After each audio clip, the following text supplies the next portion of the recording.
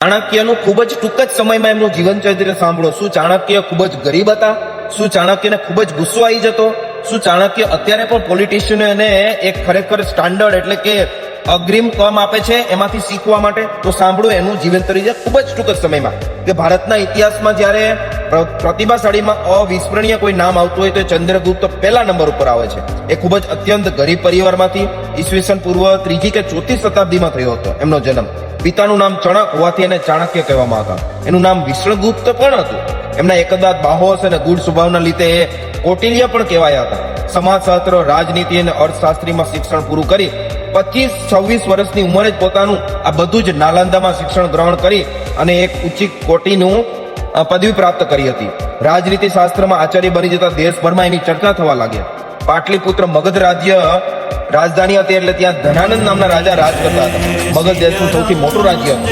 ધનાનંદ અત્યંત લોભી અને વિલાસી હતા. ચાણક્ય એને પાઠ ભણાવવા માટે ગયા કે હું તમારા રાજ્યમાં કામ કરું, પણ એને ખૂબ જ જલીલથી એને કાઢી મૂકવાના આવ્યા. રાજા ધનાનંદે એને પ્રસ્તાવ ઠુકરાવીને એને ખરેખર તો કાઢી મૂકવામાં આવ્યા. એટલે સ્વભાવને ખૂબ જ ઠેસ પહોંચી ચાણક્યને અને ખૂબ જ ક્રોધિત થઈ ગયા હતા. કથા એમ કહે છે કે મગધના રાજદરમાં કોઈ કારણસર ચાણક્યનું અપમાન થયું ત્યારે નંદવંશના વિનાશની પ્રતિજ્ઞા લઈ લીધી હતી. અને એકવાર પ્રતિજ્ઞા લે એટલે ચાણક્ય એને પૂરી કરે જ.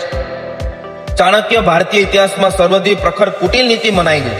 અર્થશાસ્ત્ર નામના પુસ્તકમાં પોતાના રાજનૈતિક સિદ્ધાંતોમાં પ્રતિપાદન કર્યું જેથી મહત્વને સ્વીકારવામાં આવ્યા છે. ચાણક્યનું નામ રાજનીતિ, રાષ્ટ્રભક્તિ અને જનકાર્યો માટે ઇતિહાસમાં સદા અમર રહેશે. કેમ કે 2300 વર્ષ થઈ ગયા ચાણક્યને, પણ એની ગૌરવગાથા હજી પણ એની ઝાંખી થઈ નથી. ચાણક્ય ભારતના ઇતિહાસમાં અત્યંત સબળ અને અદ્ભુત વ્યક્તિત્વ છે. કૂટનીતિના આધારે બનાવવામાં સંસ્કૃતમાં અત્યંત પ્રસિદ્ધ મુદ્રા રાક્ષસ નામનું નાટક પણ એના માટે લખાયું છે. તો આ હતી ચાણક્યની ખૂબ જ સંક્ષિપ્તમાં, ખૂબ જ ટૂંકમાં પરિચય.